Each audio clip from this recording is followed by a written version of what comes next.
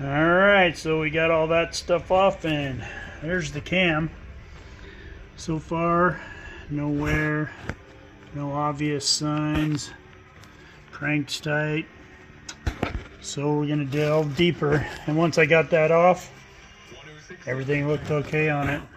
No issues with it whatsoever. So it just seems to like floats a little bit on both sides, but everything's still there. No wear per se in there. I mean, for 10, maybe 20 races at least. Okay, I might be under exaggerating, might have 100.